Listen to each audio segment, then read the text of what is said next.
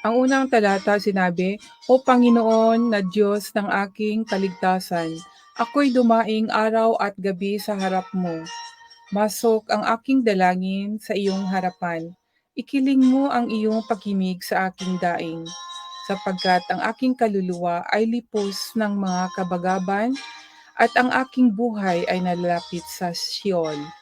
Ako'y nabilang sa kanila na nagsisibaba sa hukay. Ako'y parang taong walang lakas, nakahagis sa gitna ng mga patay, gaya ng napatay na nakahiga sa libingan na hindi mo na inaalaala, at sila'y nangahiwalay sa iyong kamay. Iyong inilapag ako sa pinakamalalim na hukay, sa mga madilim na dako sa mga kalaliman. Lubhang idinidiin ako ng iyong puot, at iyong pinighati ako ng lahat mong mga alon. Sela, iyong inilayo sa akin ang kakilala ko, iyong ginawa akong kasuklam-suklam sa kanila. Ako'y nakulong at hindi ako makalabas. Ang mga mata ko'y nangangalumata dahil sa kadalamhatian. Ako'y tumawag araw-araw sa iyo, O Panginoon. Iginagawad ang mga kamay ko sa iyo. Magpapakita ka ba ng mga kababalaghan sa mga patay? Sila bang mga patay ay magsisibangon at magsisipuri sa iyo, Sela? Ang sayo bang kagandahang loob ay ipahahayag sa libingan o ang iyong pagtatapat sa kagibaan?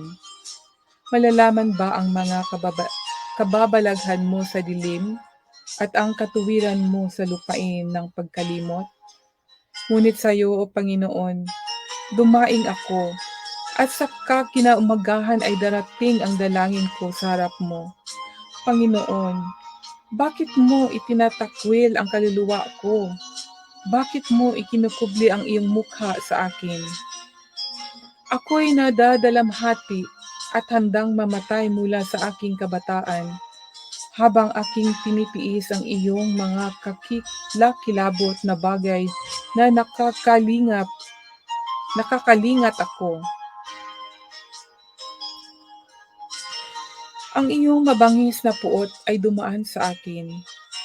Inihiwalay ako ng iyong mga kakilakilabot na bagay. Kanilang kinulong ako na parang tubig buong araw. Kinubkob ako nilang magkakasama. Mangliligaw at kaibigan ay inilayo mo sa akin, at ang aking kakilala ay sa dilim. Ito ang salita na mula sa Awit, Kabanata